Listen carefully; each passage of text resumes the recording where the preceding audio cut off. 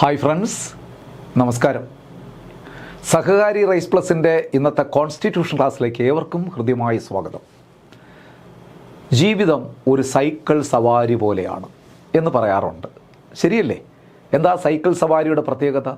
മുന്നോട്ട് ചവിട്ടിക്കൊണ്ടേയിരിക്കണം, അല്ലാതെ വേറൊരു ഓപ്ഷനേ ഇല്ല. പിന്നിലേക്ക് ചവിട്ടാനുള്ള ഓപ്ഷൻ ഇല്ല. ഇനി ചവിട്ടാതെ സൈക്കിളിന് പുറത്ത് കയറിയിരുന്നാൽ നിലം പതിക്കുകയും ചെയ്യും. അപ്പോൾ ഒറ്റ ഓപ്ഷനേ ഉള്ളൂ, മുന്നോട്ട് ചവിട്ടുക. സുഹൃത്തുക്കളെ, ജീവിതവും ഇങ്ങനെ തന്നെയാണ്. നമ്മൾ മുന്നോട്ട് പോവുകയേ മാർഗമുള്ളൂ, വേറൊരു മാർഗം നമ്മുടെ മുമ്പിലില്ല. അപ്പോൾ ആ മുന്നോട്ടുള്ള യാത്രയിൽ നമുക്കൊരു ഇന്ധനം ആവശ്യമാണ്. നമ്മുടെ മനസ്സിൽ നിറച്ചു വയ്ക്കേണ്ട ഒരു ഇന്ധനമുണ്ട്, ആത്മവിശ്വാസം. ആത്മവിശ്വാസത്തോടെ മുന്നോട്ടേക്ക് തന്നെ ചവിട്ടുക, ലക്ഷ്യസ്ഥാനത്ത് എത്തുക തന്നെ ചെയ്യും. അതിന് വലിയ സമയം വേണ്ട. നിങ്ങൾക്ക് ശക്തി പകരാൻ ഞങ്ങളുണ്ട്, സഹകാരി റൈസ് പ്ലസ് ഉണ്ട്. നല്ല ചിന്തകളോടെ നമുക്ക് ഇന്നത്തെ ക്ലാസ് ആരംഭിക്കാം. കഴിഞ്ഞ ക്ലാസ്സിൻ്റെ തുടർച്ചയാണ് ഈ class. State council of ministers എന്ന് പറയുന്ന സ്റ്റേറ്റ് എക്സിക്യൂട്ടീവിലെ പ്രധാനപ്പെട്ട ഒരു ഏരിയയാണ് നമ്മൾ ഡിസ്കസ് ചെയ്തുകൊണ്ടിരിക്കുന്നത്.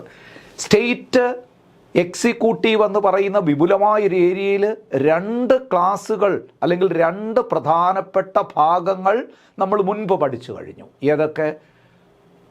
കോൺസ്റ്റിറ്റ്യൂഷണൽ ഹെഡായ, സ്റ്റേറ്റിൻ്റെ കോൺസ്റ്റിറ്റ്യൂഷണൽ ഹെഡായ ഗവർണർ, പിന്നീട് സ്റ്റേറ്റ് ഗവൺമെൻറ്റിൻ്റെ ഹെഡായ ചീഫ് മിനിസ്റ്റർ, അതിനുശേഷം കൗൺസിൽ ഓഫ് മിനിസ്റ്റേഴ്സ്. അത് കുറച്ച് എലാബറേറ്റ് ആയതുകൊണ്ട് അതിനെ നമ്മൾ രണ്ടാക്കി.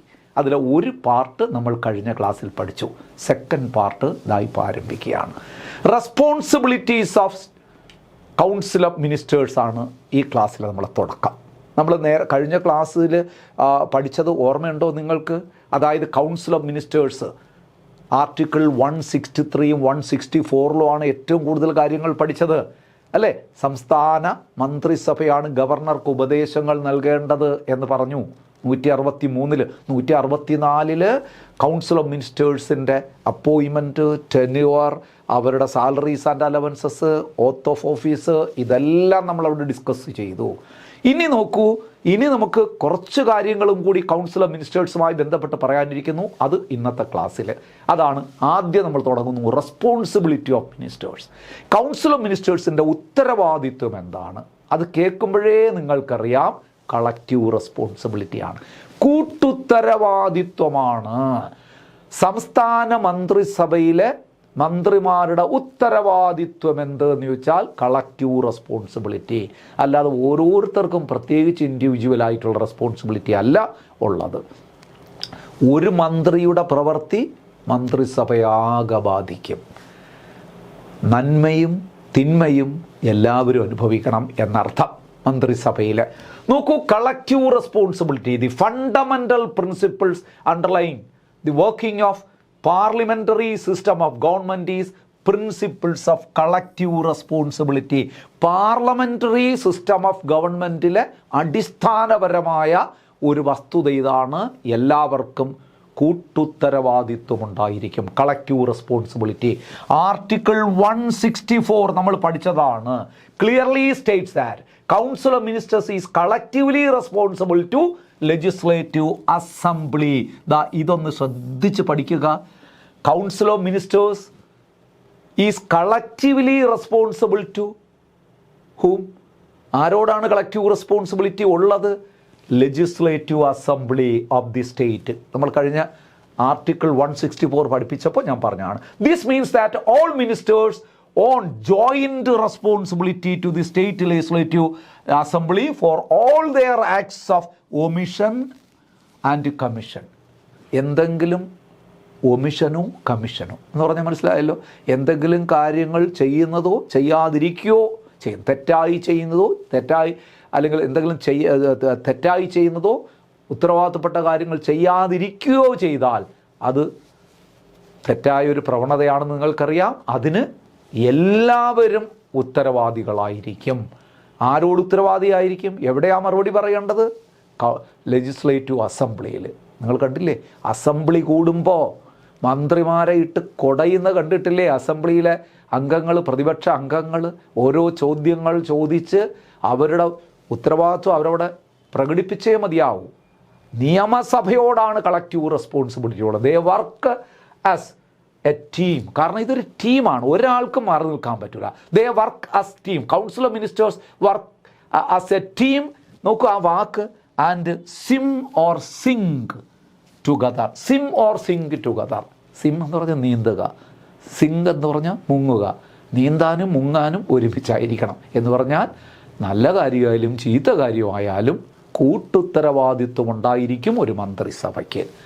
മുങ്ങാനും ചാകാനും നീന്താനും ഒക്കെ എല്ലാവരും ഒരുമിച്ച് കൂടിയാലേ പറ്റുള്ളൂ. ഒരു കാര്യം നല്ലതാണെങ്കിൽ ആ മന്ത്രിസഭയിലെ ഒരു മന്ത്രി ചെയ്യുന്ന നല്ല കാര്യവും ആ മന്ത്രിസഭയെ ഒന്ന് നല്ല പേര് ഉണ്ടാക്കി കൊടുക്കാൻ കാരണമാകും. ഏതെങ്കിലും ഒരു മന്ത്രി എന്തെങ്കിലും ഒരു വേണ്ടാധീനം ചെയ്താൽ മന്ത്രിസഭയ്ക്ക് മൊത്തം അത് നാറ്റമായി മാറും. നമ്മൾ എത്രയോ ഉദാഹരണങ്ങൾ പറയാം അല്ലേ. അപ്പം കളക്റ്റീവ് റെസ്പോൺസിബിലിറ്റി മറക്കരുത്, ആ വാക്കാണ്. കൗൺസിൽ ഓഫ് മിനിസ്റ്റേഴ്സിൻ്റെ റെസ്പോൺസിബിലിറ്റി എന്ത്? State council of ministers responsibility കളക്റ്റീവാണ്. When the Legislative Assembly passes non-confidence motion against Council of Ministers, all ministers have to resign. All ministers have to resign, including those ministers who are from the Legislative Council. Each minister need not resign separately. The resignation of the Chief Minister amounts to resignation of the entire Council of Ministers. നോക്കൂ, when the Legislative Assembly passes a non-confidence motion, no confidence motion, അവിശ്വാസ പ്രമേയം പ്രതിപക്ഷ പാർട്ടികൾ കൊണ്ടുവരികയാണല്ലോ അവിശ്വാസം. നിയമനിർമ്മാണ സഭയിൽ ഭരണപക്ഷത്തിനെതിരെ ഒരു അവിശ്വാസ പ്രമേയം കൊണ്ടുവന്നു, ആ പ്രമേയം പാസ്സായി. എന്താ സംഭവിക്കുന്നത്? എല്ലാ മന്ത്രിമാരും രാജിവെക്കണം എന്ന് പറഞ്ഞാൽ സെപ്പറേറ്റായിട്ട് ഓരോ മന്ത്രിയും രാജിക്കത്ത് എഴുതി കൊണ്ട് പോകണമെന്നല്ല അതിൻ്റെ അർത്ഥം. മനസ്സിലാകുന്നുണ്ടല്ലോ? Each minister need not resign separately. എല്ലാ മന്ത്രിമാരും രാജിവെച്ചു. എങ്ങനെയാണ്? ഒറ്റ രാജി മതി. ആരുടെ രാജി? Chief minister. നോക്കൂ, by the resignation of chief minister amounts to resignation of the entire council of ministers. Statement ആയിട്ടൊക്കെ ചോദിക്കും കേട്ടോ. ഒരു നോൺ കോൺഫിഡൻസ് മോഷൻ പാസ്സായി കഴിഞ്ഞാൽ ഓരോ മന്ത്രിമാരും സെപ്പറേറ്റായിട്ട് രാജിക്കത്ത് കൊടുക്കണം. വേണ്ട, അങ്ങനെ ആവശ്യമില്ല. അല്ലെങ്കിൽ പറയും chief minister, the resignation of chief ministers amount to resignation of the entire council of ministers. Right answer. ഒറ്റ രാജി മതി. അവിശ്വാസ പ്രമേയം പാസ്സായി കഴിഞ്ഞു. മിനിസ്റ്റർക്ക്, കൗൺസിൽ ഓഫ് മിനിസ്റ്റേഴ്സിനെതിരെ അവിശ്വാസ പ്രമേയം പാസ്സായി കഴിഞ്ഞു, മന്ത്രിസഭയ്ക്കെതിരെ. ഒറ്റ രാജി. ആര്? ചീഫ് മിനിസ്റ്റർ രാജിക്കത്ത് എഴുതി ഗവർണറുടെ കയ്യിൽ കൊടുക്കുന്നു. എൻറ്റയർ കൗൺസിൽ ഓഫ് മിനിസ്റ്റേഴ്സിൻ്റെ രാജി അതോടുകൂടി സംഭവിക്കുന്നു. അല്ലാതെ സെപ്പറേറ്റായിട്ട് വ്യവസായ മന്ത്രിയുടെ രാജി കിട്ടിയില്ലല്ലോ, ഗവർണർ അങ്ങനെയൊന്നും പറയില്ല. മുഖ്യമന്ത്രിയുടെ രാജി കൊടുത്താൽ ഗവർണർ ചോദിക്കില്ല ആഭ്യന്തരമന്ത്രിയുടെ രാജി എവിടെ, അല്ലെങ്കിൽ നമ്മുടെ ധനകാര്യമന്ത്രിയുടെ രാജി എവിടെ, അല്ലെങ്കിൽ ഇറിഗേഷൻ മന്ത്രിയുടെ രാജി എവിടെ. ഒന്നും വേണ്ട, അവരാർക്കും ഒന്നും ചെയ്യാനില്ല. മനസ്സിലാകുന്നല്ലോ? അത് ഓർമ്മിച്ചോളൂ, പരീക്ഷിക്കുക. Alternatively the council of ministers can advise the governor to dissolve the legislative assembly on the ground of that the house does not represent the view of the electorate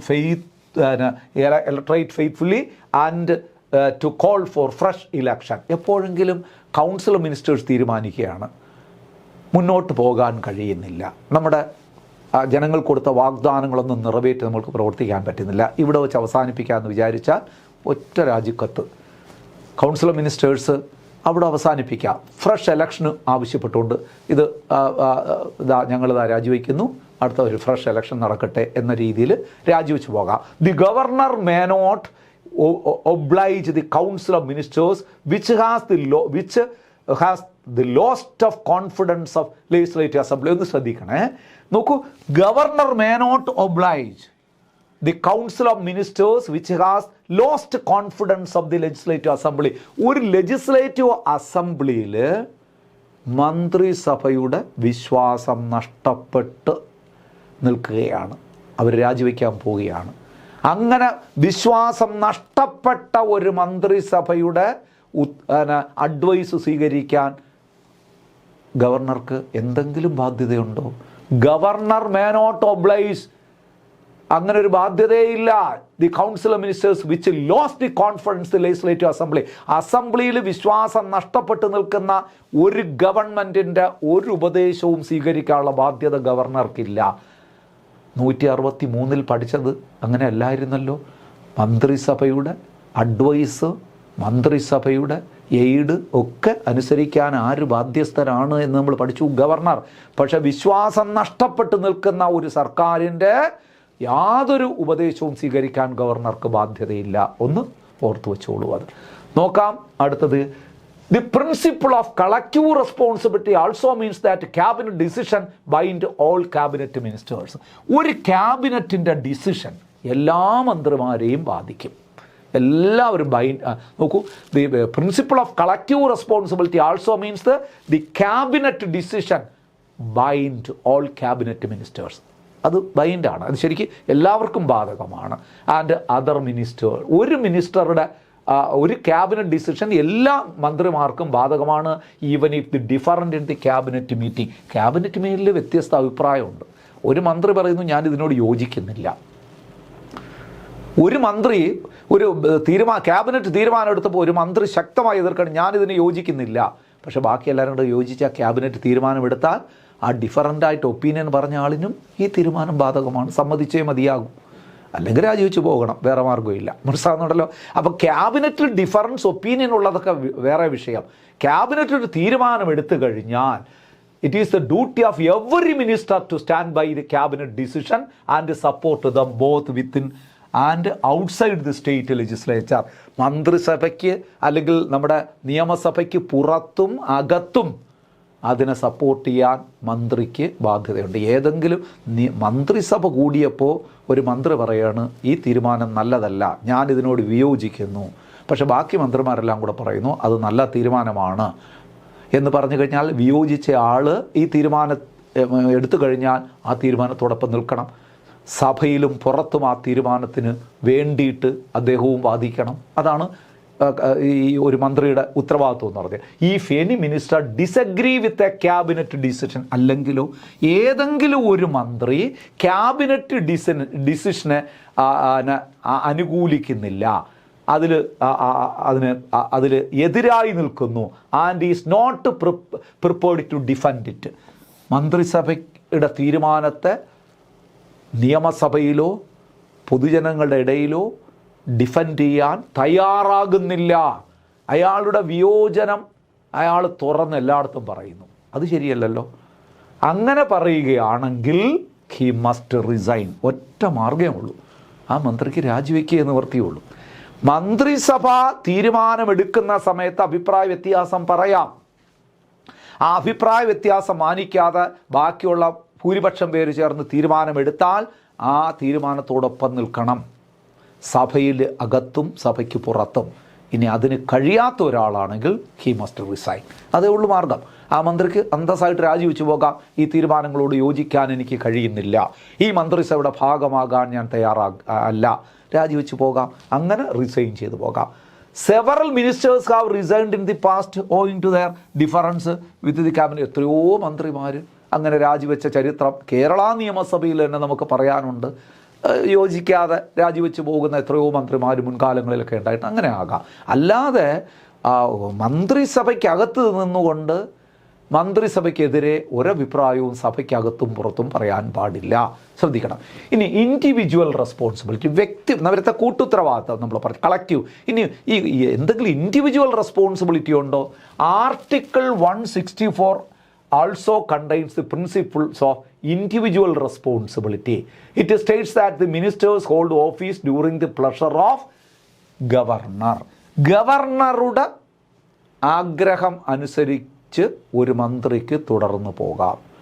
ഗവർണർക്ക് താല്പര്യമുള്ളിടത്തോളം കാലം ഒരു മന്ത്രിക്ക് തുടർന്ന് പ്രവർത്തിക്കാം. This means that the governor can remove a minister at any time when the council of ministers enjoys confidence of legislative assembly. It means that governor can remove minister at any time when the council of ministers enjoys confidence of the legislation, but the governor can remove. ഇതിനർത്ഥം എന്താണെന്ന് അറിയാമോ? Governor cannot remove, governor can remove a minister എന്നല്ല ഇതിനർത്ഥം. അതായത് ഈ council of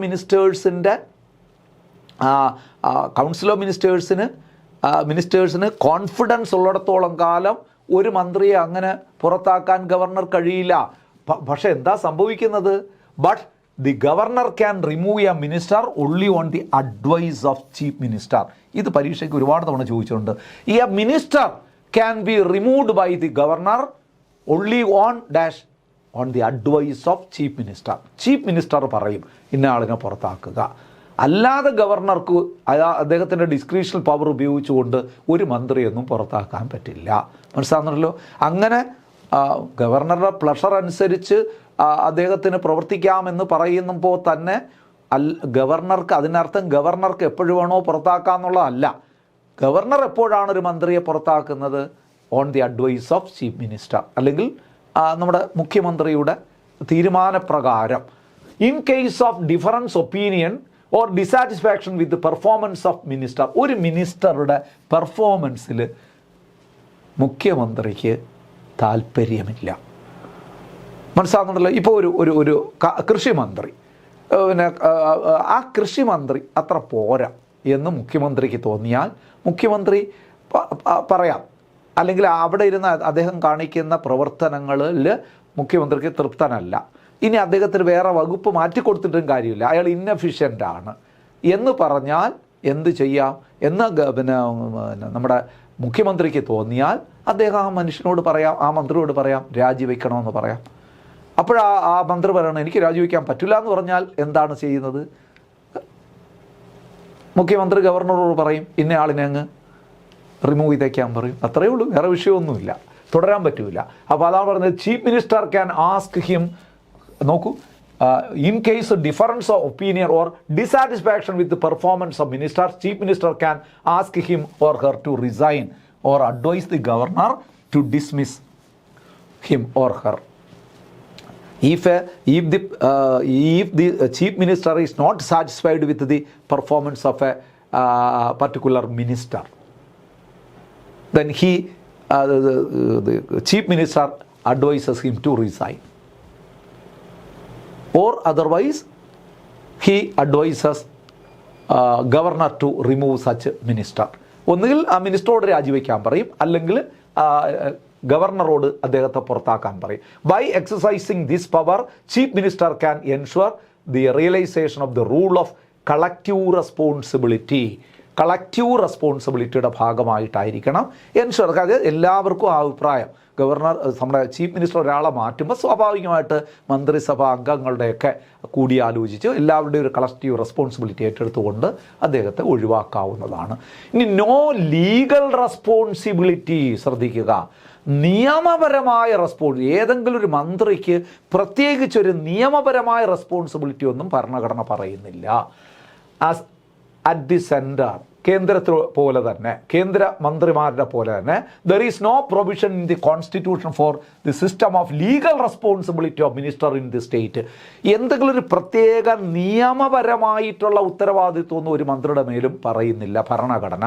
It is not recorded that an order of governor for the public act should be countersigned by the minister. ഈ governor എടുക്കുന്ന തീരുമാനത്തെ കൗണ്ടർ സൈൻ ചെയ്യേണ്ട ആവശ്യവുമില്ല ഒരു മന്ത്രിക്ക്. മന്ത്രിക്ക് അങ്ങനെ ലീഗൽ റെസ്പോൺസിബിലിറ്റി ഒന്നുമില്ല. ഗവർണർ ഒരു തീരുമാനമെടുത്ത് മുന്നോട്ട് പോയി കഴിഞ്ഞാൽ ഒരു മന്ത്രിസഭയുടെ ഏതെങ്കിലും ഒരു കാര്യം, ഒരു മന്ത്രിയുടെ ഉത്തരവാദിത്തമുള്ള കാര്യം ഗവർണർ തീരുമാനമെടുത്ത് പോയി കഴിഞ്ഞാൽ ആ ഗവർണർ എടുക്കുന്ന തീരുമാനത്തിന് പ്രത്യേകിച്ച് അംഗീകരിക്കേണ്ട കാര്യമൊന്നും മന്ത്രിക്കില്ല. മനസ്സിലാകുന്നുണ്ടല്ലോ. ആ മന്ത്രിസഭയ്ക്ക് വേണ്ടി ഗവർണർ എടുക്കുന്ന തീരുമാനമാണ്. അല്ലാതെ ഈ ഒരു മന്ത്രിക്ക്, സംസ്ഥാന മന്ത്രിക്ക് പ്രത്യേകിച്ചൊരു ലീഗൽ റെസ്പോൺസിബിലിറ്റി ഇല്ല എന്നാണ് പറയുന്നത്. Moreover the courts are barred from the enquiring into nature of advice rendered by the minister to the governor. നമ്മൾ നേരത്തെ പറഞ്ഞാണ്, ഗവർണർക്ക് മന്ത്രിമാർ അല്ലെങ്കിൽ മന്ത്രിസഭ കൊടുക്കുന്ന അഡ്വൈസുമായി ബന്ധപ്പെട്ട് കോടതിക്ക് പ്രത്യേകിച്ച് റോളൊന്നുമില്ല. കോടതികൾക്ക് അതിലൊന്നും ഇടപെടാൻ പറ്റില്ല. കോടതികളെ തടഞ്ഞിരിക്കുകയാണ്. അങ്ങനെ കോടതിക്ക് ഒരു കൗൺസിൽ ഓഫ് മിനിസ്റ്റേഴ്സ് ഗവർണർക്ക് എന്ത് അഡ്വൈസാണ് കൊടുക്കുന്നത്, ഏത് നേച്ചർ ഓഫ് അഡ്വൈസ് കൊടുത്തുകൂടാ, എങ്ങനെയൊന്നും പറയാൻ കോടതിക്ക് അധികാരമില്ല. അതൊക്കെ മന്ത്രിയും ഗവർണറും തമ്മിലുള്ള, അല്ലെങ്കിൽ മന്ത്രിസഭയും ഗവർണറും തമ്മിലുള്ള ഇടപാടാണ്. മനസ്സിലാവുന്നല്ലോ. ഇനി composition of council of ministers നമുക്ക് നോക്കാം. The constitution does not specify size of the state of council of ministers. നോക്കൂ, ഇവിടെ പറയുമ്പോൾ ഒരു ആശയക്കുഴപ്പം ഉണ്ടാകരുത്. The constitution does not specify the size of state council. സംസ്ഥാന കൗൺസിലിൻ്റെ മന്ത്രിസഭയുടെ വലിപ്പത്തെക്കുറിച്ച് ഭരണഘടനയിൽ പ്രത്യേകിച്ച് പറഞ്ഞിട്ടില്ല. ഒരു അമെൻമെൻറ്റിലൂടെ ഒരു കാര്യം പറഞ്ഞിട്ടുണ്ട്, നിങ്ങൾക്കറിയാം, മന്ത്രിസഭയുടെ വലിപ്പത്തെക്കുറിച്ച്. ഏത് അമെൻമെൻറ്റാണെന്ന് ഓർമ്മ വരുന്നുണ്ടോ? 91st amendment. നമ്മൾ പഠിച്ചത് ഓർമ്മയുണ്ടോ? 2003 91st അമെൻമെൻറ്റ് എന്താ പറഞ്ഞത്? Total number of ministers in the case of state, total number of ministers including chief minister shall not exceed 15% of total strength of state legislative assembly. സംസ്ഥാന നിയമസഭയുടെ ആകെ അംഗസംഖ്യയുടെ 15% കൂടാൻ പാടില്ല എന്ന് പറഞ്ഞിട്ടുണ്ട്. അല്ലാതെ അതിൻ്റെ വലിപ്പത്തെക്കുറിച്ച് ഭരണഘടനയിൽ പ്രത്യേകിച്ചൊന്നും പറഞ്ഞിട്ടില്ല. എത്ര പേര് ആകാമെന്ന് പരമാവധി ഇപ്പം നിയമം പറഞ്ഞിരിക്കുന്നത് 15% കൂടാൻ പാടില്ല. അല്ലാതെ ഭരണഘടനയിൽ പ്രത്യേകിച്ച് ഒരു സംസ്ഥാന മന്ത്രിസഭയുടെ ആ വലിപ്പത്തെക്കുറിച്ചൊന്നും പറഞ്ഞിട്ടില്ല. They are determined by the chief minister according to the exigencies of the time. ആ സമയത്തുള്ള ആവശ്യകതകൾ അനുസരിച്ചായിരിക്കും ആര് തീരുമാനിക്കുന്നത്? ചീഫ് മിനിസ്റ്റർ തീരുമാനിക്കുന്നത്. ഇപ്പം ഞാൻ പറഞ്ഞല്ലോ, കേരള നിയമസഭയുടെ ആകെ അംഗസംഖ്യ 140 അതിൻ്റെ 15% പേരാണ് കേരളത്തിലെ മന്ത്രിസഭയിലുള്ളത്, 21 പേര്. ഇനി 21 വേണ്ട എന്ന് മുഖ്യമന്ത്രി തീരുമാനിക്കുകയാണ്. സാഹചര്യം അനുസരിച്ച് മുഖ്യമന്ത്രി പറയുന്നത് വേണ്ട, നമുക്കൊരു 15 പേര് മതി എന്ന് പറഞ്ഞാൽ 15 തന്നെ. അതിന് ആർക്കും ചോദ്യം ചെയ്യാൻ പറ്റില്ല. 21 കൂടരുത്, അത് വേറെ കാര്യം. പക്ഷേ നിലവിലുള്ള സാഹചര്യം അനുസരിച്ച് 21 പേര് വേണ്ട എന്ന് മുഖ്യമന്ത്രിക്ക് തീരുമാനിക്കാനുള്ള അവകാശം ഉണ്ടെന്നാണ് പറയുന്നത്. അപ്പം മന്ത്രിസഭയുടെ വലിപ്പത്തെക്കുറിച്ച്, അതിൻ്റെ സൈസിനെക്കുറിച്ച് കോൺസ്റ്റിറ്റ്യൂഷനിൽ പ്രത്യേകിച്ച് അങ്ങനെയൊന്നും പറഞ്ഞിട്ടില്ല. അപ്പോഴുള്ള സാഹചര്യം അനുസരിച്ച് ആർക്ക് തീരുമാനമെടുക്കാം? ചീഫ് മിനിസ്റ്റർക്ക് തീരുമാനമെടുക്കാം. ഇതാണ് ഇവിടെ പറയുന്നത്. Like at the centre the state to the council of ministers consist of 3 categories of ministers. നോക്കണം, ഇവിടെ പറയുമ്പോൾ ഞാൻ ആദ്യമേ ഒരു കാര്യം പറയട്ടെ. നമ്മുടെ സംസ്ഥാനത്ത് ഇത് ബാധകമല്ല. നമ്മുടെ സംസ്ഥാനത്തിൻ്റെ മന്ത്രിസഭയിൽ അങ്ങനെ 3 കാറ്റഗറിയൊന്നുമില്ല. നമ്മുടേത് 1 ടയർ മിനിസ്റ്റേഴ്സാണ്, 1 ടയർ ക്യാബിനറ്റാണ്. നമ്മുടെ മന്ത്രിസഭയിൽ ഒരൊറ്റ കാറ്റഗറിയേ ഉള്ളൂ, മുഖ്യമന്ത്രി. അതിന് കീഴിലുള്ള എല്ലാ മന്ത്രിമാർക്കും ഒരേ സ്ഥാനമാണ്. അവരെ വിളിക്കുന്നത് ക്യാബിനറ്റ് മിനിസ്റ്റേഴ്സ് എന്നാണ്. അത് ആദ്യം പറഞ്ഞുകൊണ്ട് ഞാൻ ഇതിലേക്ക് വരാം. ഇപ്പോൾ നിങ്ങൾക്ക് സംശയം, കാരണം ഇത് പഠിപ്പിക്കുമ്പോൾ നിങ്ങളില്ലെങ്കിൽ ചോദിക്കും, അതാരാണ് ക്യാബിനറ്റ് മിനിസ്റ്റർ? നമ്മുടെ മിനിസ്റ്റർ ഓഫ് സ്റ്റേറ്റിലെ ഉദാഹരണം ഇവിടെ ആരാണ്? ഡെപ്യൂട്ടി മിനിസ്റ്റർ ആരാണ് ഇവിടെ എന്നൊന്നും ചോദിക്കരുത്. അങ്ങനെയൊന്നും നമ്മുടെ സംസ്ഥാനത്തിലില്ല. എന്നാൽ നമ്മുടെ സംസ്ഥാനത്തിന് വേണമെങ്കിൽ ഇങ്ങനെയൊക്കെ ആകാം. നമ്മുടെ ഇന്ത്യയിലെ സംസ്ഥാനങ്ങൾക്ക് ചില സംസ്ഥാനങ്ങളിലൊക്കെ മിനിസ്റ്റർ ഓഫ് സ്റ്റേറ്റും കൂടെയൊക്കെ ഉണ്ട്, നമുക്കറിയാം. ഇപ്പം മഹാരാഷ്ട്ര പോലെയുള്ള, UP പോലെയുള്ള അങ്ങനെയൊക്കെയുള്ള സംസ്ഥാനങ്ങളിലുണ്ട്. എവിടെ വേണോ ആകാം. പക്ഷെ നമുക്കൊരു 1 ടയർ സിസ്റ്റമാണ് നമുക്കുള്ളത്. ഒരു മുഖ്യമന്ത്രിയുടെ കീഴിൽ എല്ലാ മന്ത്രിമാരും ക്യാബിനറ്റ് മന്ത്രിമാരായിട്ട് പ്രവർത്തിക്കുന്ന ഒരു സംവിധാനമാണ് കേരള ഗവൺമെൻറ്റിനുള്ളത് എന്ന് മനസ്സിലാക്കി വെച്ചിട്ട് ഇത് പഠിക്കുക. കേന്ദ്രത്തിലാണ് പലതരത്തിലുള്ള മന്ത്രിമാർ വ്യക്തതയോടെ ഉള്ളത്. അതുപോലെ ചില സംസ്ഥാനങ്ങളിലും, ഏത് സംസ്ഥാനങ്ങളിലും ആകാം. അതുകൊണ്ട് നമുക്ക് സംസ്ഥാനങ്ങൾക്ക് മൊത്തമായി അനുവദിച്ചിരിക്കുന്ന കാര്യം പറയാം. നോക്കൂ, like at the centre the state to the council of ministers consist of 3 categories. 3 തരത്തിലുള്ള മന്ത്രിമാരുണ്ടാകാം. സംസ്ഥാനത്തിന് വേണമെങ്കിൽ 3 തരത്തിലുള്ള മന്ത്രിമാർ എടുക്കാം. ആരൊക്കെയാണ്? Namely cabinet ministers, ministers of state and deputy ministers. പഠിക്കണേ, 3 തരത്തിലുള്ള മിനിസ്റ്റേഴ്സ് ഉണ്ട്.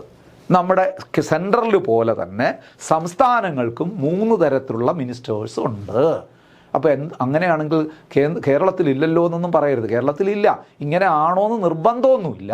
ഇങ്ങനെ 3 തരത്തിലുള്ള മന്ത്രിമാരുണ്ടാകാം സംസ്ഥാനങ്ങൾക്ക്. മനസ്സിലാകുന്നുണ്ടല്ലോ ഏതൊക്കെയാണ് ആ മിനിസ്റ്റേഴ്സ്?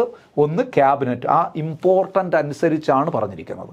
ഏറ്റവും റെസ്പോൺസിബിലിറ്റി ഉള്ള, ഏറ്റവും ഉയർന്ന മന്ത്രിമാരാണ് ക്യാബിനറ്റ് മിനിസ്റ്റേഴ്സ്. അതിന് കീഴിൽ മിനിസ്റ്റേഴ്സ് ഓഫ് ദി സ്റ്റേറ്റ്, അതിനും താഴെ deputy ministers. The difference between them lies in their respective ranks. അവർക്ക് കൊടുക്കുന്ന റാങ്ക് അനുസരിച്ചാണ് ഈ പറയുന്ന വ്യത്യാസം വരുന്നത്. റാങ്ക്, ഇമോൾമെൻറ്റ്സ്, കണ്ട ഏതൊക്കെ ഘടകങ്ങൾ, അവർക്ക് കിട്ടുന്ന ശമ്പളം ആൻഡ് പൊളിറ്റിക്കൽ ഇമ്പോർട്ടൻസ്. ഈ 3 ഘടകങ്ങളനുസരിച്ചാണ് മന്ത്രിമാരുടെ ആ ഒരു പ്രത്യേക സ്റ്റാറ്റസ് നിർണ്ണയിക്കുന്നത്. എന്തൊക്കെയാണ്? 3. The difference between them lies in their respective ranks, emoluments and emoluments means salaries and allowances and political importance. നമുക്ക് നോക്കാം ആ 3 വിഭാഗം മന്ത്രിമാരെ കുറിച്ച് കൂടെ നമുക്ക് നോക്കാം.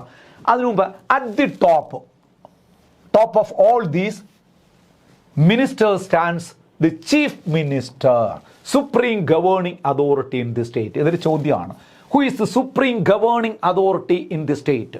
സംസ്ഥാനത്തെ സുപ്രീം ഗവേണിംഗ് അതോറിറ്റി ആര് എന്ന് പറഞ്ഞാൽ, ഗവേണിംഗ് അതോറിറ്റി ഭരണ സംവിധാനത്തിൻ്റെ തലവനാര്? തീർച്ചയായിട്ടും ചീഫ് മിനിസ്റ്ററാണ്, ഒരു സംശയവും വേണ്ട. അതാണ് ഏറ്റവും ടോപ്പിൽ വരുന്നത്. അതിന് താഴെ നോക്കൂ, at time the council of ministers may also include deputy chief minister. ശ്രദ്ധിക്കണം, council of ministers may also include deputy chief minister, ഉപമുഖ്യമന്ത്രി. ഡെപ്യൂട്ടി ചീഫ് മിനിസ്റ്റർ, മുഖ്യമന്ത്രിക്ക് താഴെ വേണമെങ്കിൽ ഒരു പോസ്റ്റ് നിയമിക്കാം. അവിടെ നിങ്ങൾ ഒരു കാര്യം വ്യക്തമായി മനസ്സിലാക്കി വയ്ക്കുക. According to constitution it is not an official post. ഭരണഘടനയിൽ ഇങ്ങനൊരു ഒഫീഷ്യൽ പോസ്റ്റേ പറഞ്ഞിട്ടില്ല. ഭരണഘടനാ പ്രകാരം നിർബന്ധമല്ലാത്ത സംസ്ഥാന മന്ത്രിസഭയിലെ പദവി ഏത്? പരീക്ഷയ്ക്ക് വേണമെങ്കിൽ ചോദിക്കാം. The post which is not compulsory according to constitution in the council of ministers of the state എന്ന് പറഞ്ഞാൽ ഡെപ്യൂട്ടി ചീഫ് മിനിസ്റ്റർ. ഉപമുഖ്യമന്ത്രി എന്നൊരു പദവി ഭരണഘടനയിൽ പറഞ്ഞിട്ടേയില്ല. അങ്ങനെ സംസ്ഥാനത്തിന് നിർബന്ധമല്ല, സംസ്ഥാന മന്ത്രിസഭയിൽ നിർബന്ധമല്ലാത്ത പദവി ഏത്? Which post is not compulsory in the state cabinet ministers എന്ന് ചോദിച്ചു കഴിഞ്ഞാൽ നിങ്ങൾ പറയണം ഡെപ്യൂട്ടി ചീഫ് മിനിസ്റ്റർ. ഇതുപോലെയാണ് ഡെപ്യൂട്ടി പ്രൈം മിനിസ്റ്ററും അതുപോലെയാണ്. കേന്ദ്രത്തിൽ ഒരു ഡെപ്യൂട്ടി പ്രൈം മിനിസ്റ്റർ എന്നൊരു പദവി ഭരണഘടനാപരമൊന്നുമല്ല, അങ്ങനെ ഭരണഘടനാപരമായിട്ട് നിർബന്ധമൊന്നുമല്ല. ഇനി അങ്ങനെ എടുക്കാം, അതിനൊരു തടസ്സവുമില്ല. കേരളത്തിൽ ഇപ്പം നമുക്കറിയാം വി ഡി സതീശൻ ചീഫ് മിനിസ്റ്ററാണ്. V D Satheesan chief minister. അപ്പോൾ വി ഡി സതീശനും ഇപ്പോഴത്തെ മന്ത്രിസഭയും തീരുമാനിക്കുകയാണ് ഒരാളെ നമുക്ക് ഡെപ്യൂട്ടി പ്രൈം മിനിസ്റ്ററായിട്ട് എടുക്കാം എന്ന് തീരുമാനിച്ചാൽ എടുക്കാം, അതിന് തടസ്സവുമില്ല.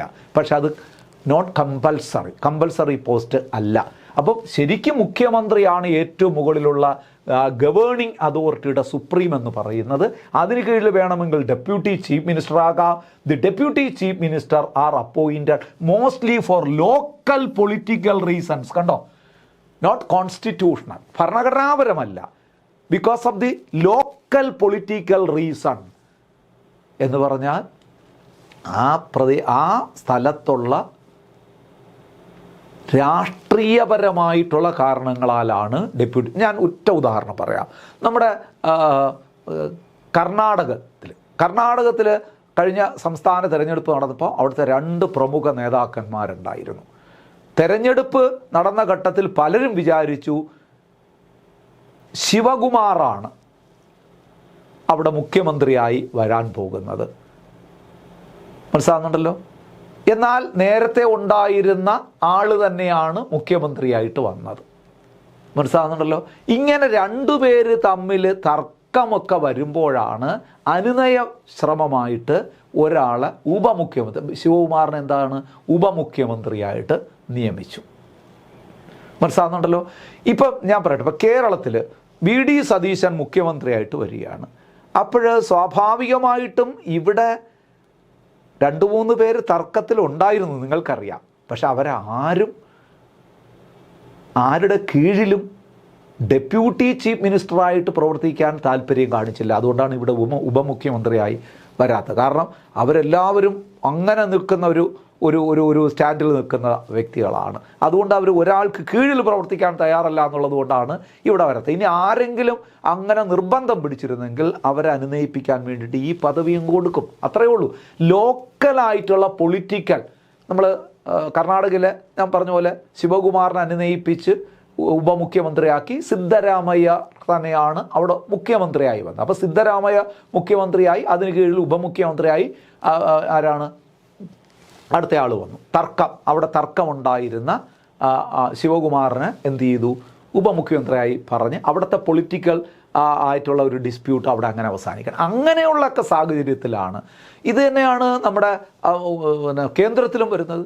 നിങ്ങൾക്കറിയാം, അടൽ ബിഹാരി വാജ്പേയി പ്രധാനമന്ത്രിയായി 2002 അടൽ ബിഹാരി വാജ്പേയി പ്രധാനമന്ത്രിയായിട്ട് വന്നപ്പോൾ സ്വാഭാവികമായിട്ട് നിങ്ങൾക്കറിയാം അവിടെ വളരെ മുമ്പ്, അതിനു മുമ്പ് 2002 മുമ്പ് 1999 നമുക്കറിയാമല്ലോ, അടൽ ബിഹാരി വാജ്പേയി പ്രധാനമന്ത്രിയായിട്ടൊക്കെ വന്നപ്പോൾ സ്വാഭാവികമായിട്ട് അവിടെ ഒരു സീനിയർ ലീഡറായിട്ട് നിന്ന ഒരാളാണ് ആര്, LK അദ്വാനി.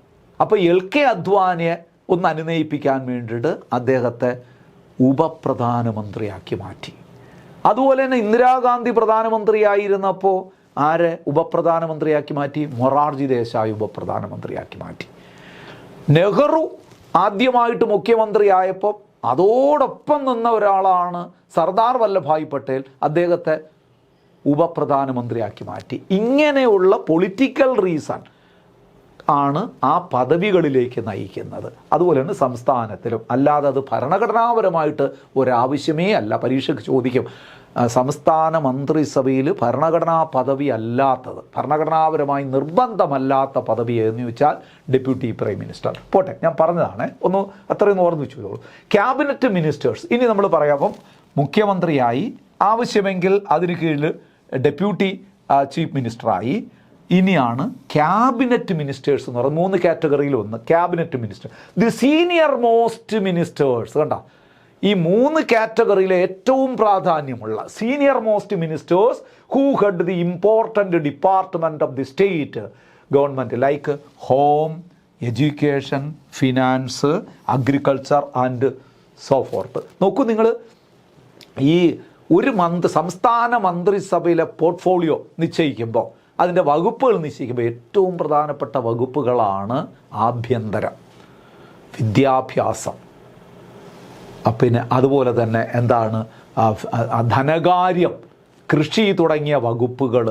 ആ വകുപ്പുകൾ, അങ്ങനെ പ്രാധാന്യമുള്ള വകുപ്പുകളുടെ മന്ത്രിമാരെയാണ് ക്യാബിനറ്റ് മിനിസ്റ്റേഴ്സ് എന്ന് വിളിക്കുന്നത്. നമ്മുടെ ഇവിടുത്തെ കാര്യമല്ല ഞാൻ പറയുന്നത്. ഇവിടെ ഞാൻ നേരത്തെ പറഞ്ഞു, സിംഗിൾ ടയറാണ്, എല്ലാവർക്കും ഒരേ പ്രാധാന്യമാണ്. മുഖ്യമന്ത്രിയുടെ കീഴിൽ ഒരു മന്ത്രിമാരുടെ ഒരു കൂട്ടം മന്ത്രിമാരുണ്ട്, എല്ലാവരും ക്യാബിനറ്റ് മന്ത്രിമാരാണ് ഇവിടെ ഉള്ളത്. അല്ലാതെ 3 സിസ്റ്റം വരുന്നിടത്ത കാര്യമാണ് ഞാൻ പറയുന്നത്. ഇപ്പം home minister, education minister, finance minister, agriculture minister, ഇങ്ങനെ ഇമ്പോർട്ടൻ്റ് വകുപ്പുകളിൽ പെട്ടവരെ നമ്മൾ ക്യാബിനറ്റ് മിനിസ്റ്റർ എന്ന് പറയാം. അവരൊക്കെ സീനിയർ മോസ്റ്റ് മിനിസ്റ്റേഴ്സാണ്, ഏറ്റവും സീനിയർ മോസ്റ്റ് ആയിട്ടുള്ള മിനിസ്റ്റേഴ്സാണ് ക്യാബിനറ്റ് മിനിസ്റ്റേഴ്സ് എന്ന് പറഞ്ഞാൽ. കൂടുതൽ റെസ്പോൺസിബിലിറ്റി ഉള്ളത്, കൂടുതൽ പദവിയുള്ളത്. They are members of cabinet, attend the meetings and play an important role in deciding policies. Cabinet meeting കൂടുമ്പം അവർക്ക് മാത്രമേ പങ്കെടുക്കാൻ കഴിയുള്ളൂ.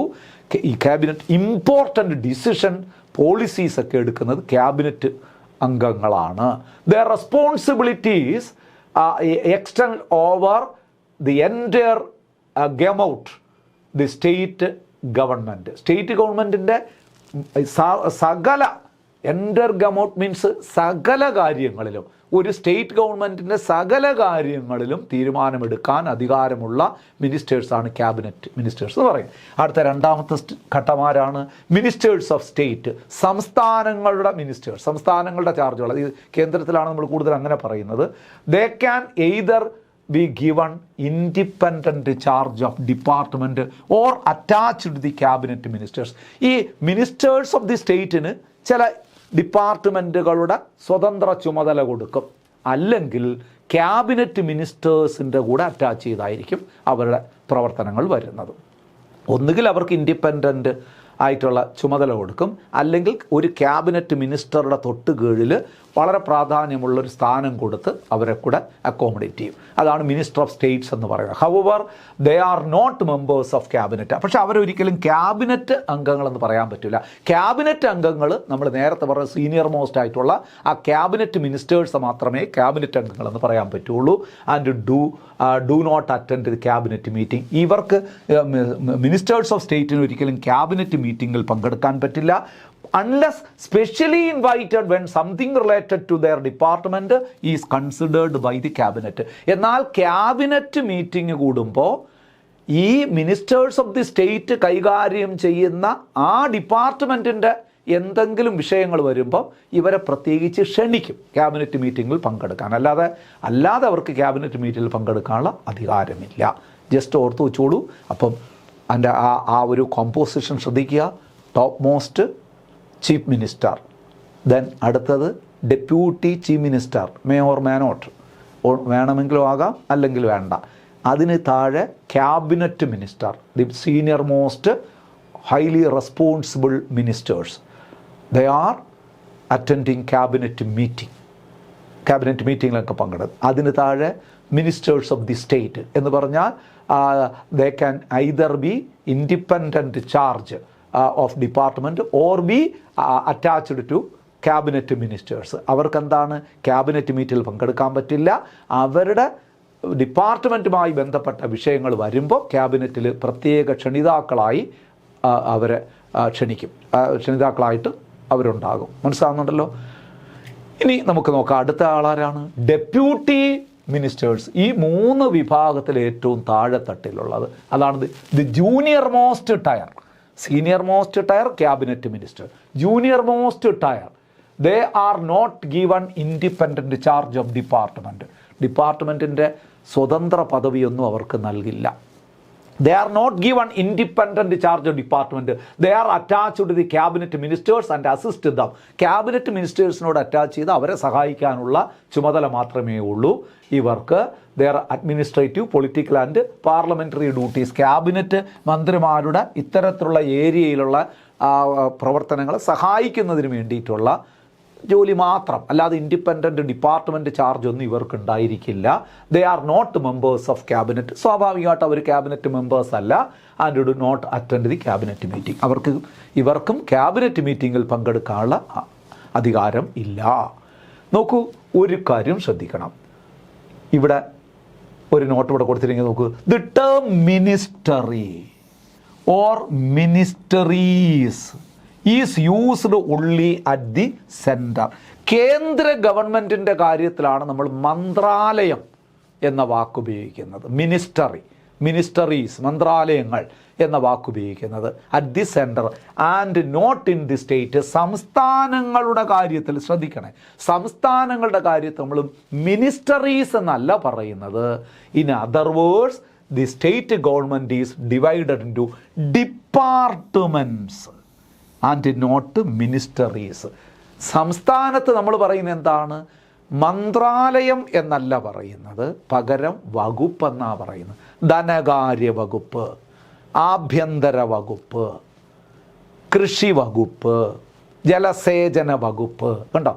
അല്ലാതെ ജലസേചന മന്ത്രാലയം അതൊക്കെ സെൻട്രലാണ് പറയുന്നത്. മിനിസ്റ്ററി ഓഫ് ഹോം എന്ന് നമ്മൾ പറയാറില്ല. നമ്മുടെ സംസ്ഥാനത്ത് അങ്ങനെ പറയാറില്ല. മിനിസ്റ്ററി ഓഫ് ഫിനാൻസ്, നമ്മുടെ ധനകാര്യ മന്ത്രാലയം, അത് ഈ സെൻട്രൽ പറയും. സ്റ്റേറ്റിൽ നമ്മൾ പറയുന്നത് ധനകാര്യ ഡിപ്പാർട്ട്മെൻറ്റ്, ആഭ്യന്തര ഡിപ്പാർട്ട്മെൻറ്റ്, അങ്ങനെ പറയുള്ളൂ. അപ്പോൾ സ്റ്റേറ്റിൽ മിനിസ്റ്ററീസിന് പകരം ഉപയോഗിക്കുന്ന വാക്ക് ഏതെന്ന് ചോദിച്ചാൽ ഡിപ്പാർട്ട്മെൻറ്റ്സ് ആണ്, നോട്ട് മിനിസ്റ്ററീസ്. മന്ത്രാലയം എന്നല്ല, വകുപ്പുകളെന്നാണ് പറയുന്നത്. നോക്കൂ, കേരള സ്പെസിഫിക് എന്താണ് കേരളത്തിലെ കാര്യം ഞാൻ നേരത്തെ പറഞ്ഞു. In Kerala there is only 1 tier of ministers. ഒറ്റ ടയർ മിനിസ്റ്റേഴ്സേ ഉള്ളൂ. All appointed ministers are of same rank. ഞാൻ നേരത്തെ പറഞ്ഞു, മുഖ്യമന്ത്രി കഴിഞ്ഞാൽ മുഖ്യമന്ത്രി ഏറ്റവും തലവനാണല്ലോ, അത് കഴിഞ്ഞാലുള്ള മന്ത്രിമാരെല്ലാം സെയിം റാങ്കിലാണ്. Officially referred to the cabinet minister. കേരളത്തിൽ ഒറ്റ റാങ്കേ ഉള്ളൂ. എല്ലാ മന്ത്രിമാരെയും നമ്മൾ വിളിക്കുന്നത് ക്യാബിനറ്റ് മിനിസ്റ്റേഴ്സ് എന്നാണ്, ക്യാബിനറ്റ് മന്ത്രിമാരാണ്. Kerala does not have ministers of state or deputy ministers. അപ്പോൾ 3 വിഭാഗമുള്ളത് കേരളത്തിൽ ഒറ്റ വിഭാഗമേ ഉള്ളൂ, ക്യാബിനറ്റ് മിനിസ്റ്റേഴ്സ്. ഡെപ്യൂട്ടി മിനിസ്റ്റേഴ്സും ഇല്ല, മിനിസ്റ്റേഴ്സ് ഓഫ് സ്റ്റേറ്റും ഇല്ല.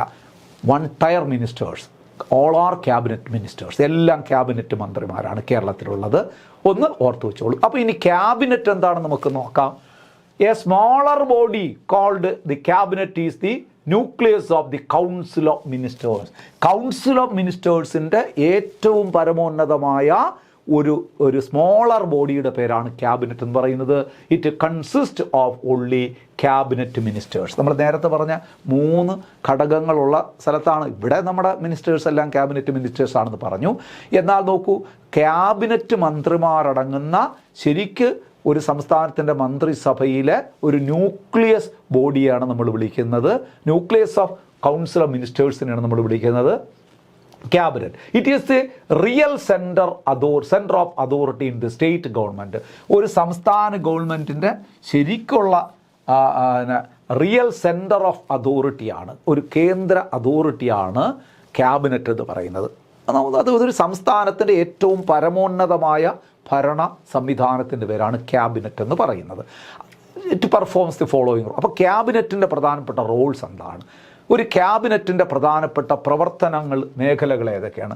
It is the highest decision making authority in politico administrative system of the state. ഞാൻ നേരത്തെ പറഞ്ഞതാണ് പൊളിറ്റിക്കോ അഡ്മിനിസ്ട്രേറ്റീവ് സിസ്റ്റം, അതായത് രാഷ്ട്രീയ അതുപോലെ തന്നെ ഭരണ സംവിധാനങ്ങളൂടെ ചേർന്നത്.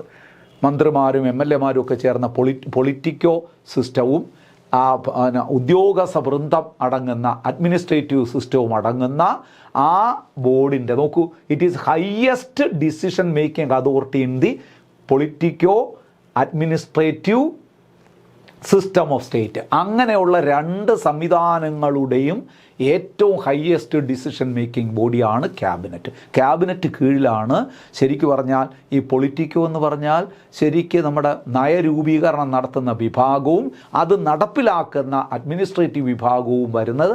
അതിൻ്റെയൊക്കെ മേളിലുള്ളൊരു ഡിസിഷൻ മേക്കിംഗ് അതോറിറ്റിയായാണ് ക്യാബിനറ്റ് എന്ന് പറയുന്നത്. ക്ലിയർ അല്ലേ? It is the chief policy formulating body. Cabinet is the chief policy formulating body of the state government. It is this supreme executive authority of the state government. ഇത് പരീക്ഷയ്ക്ക് ചോദിക്കാവുന്ന നല്ലൊരു ചോദ്യമാണ്. Which is the supreme executive authority of the state government. State ഗവൺമെൻറ്റിൻ്റെ supreme executive authority എന്ന് പറയുന്നത് ക്യാബിനറ്റാണ്. It is the chief coordinator of state administration. State അഡ്മിനിസ്ട്രേഷനെ മൊത്തത്തിൽ ഏകോപിപ്പിക്കുന്നത്, സ്റ്റേറ്റ് അഡ്മിനിസ്ട്രേഷൻ്റെ കോർഡിനേറ്ററായി പ്രവർത്തിക്കുന്നത് ക്യാബിനറ്റാണ്. It is an advisory body to the governor. It is an advisory, ഗവർണർക്ക് അഡ്വൈസ് കൊടുക്കുന്ന ബോഡി കൂടിയാണ് ക്യാബിനറ്റ്. It is the chief crisis manager and thus deals with all emergency situation.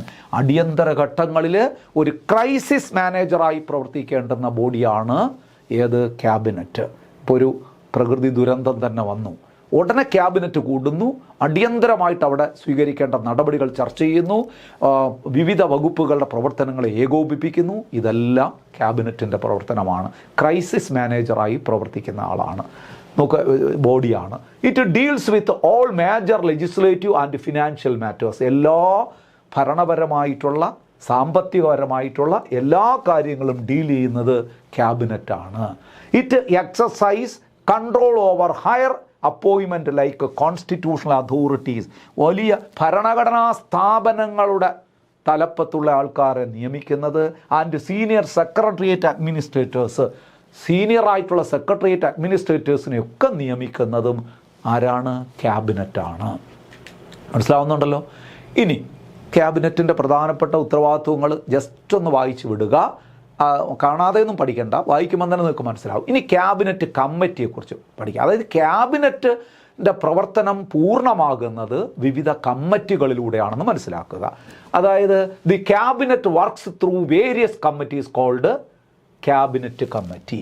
Cabinet committee, വിവിധ തരം ക്യാബിനറ്റ് കമ്മിറ്റികളിലൂടെയാണ് ഒരു ക്യാബിനറ്റ് അതിൻ്റെ പ്രവർത്തനങ്ങൾ കാര്യക്ഷമമാക്കുന്നത്.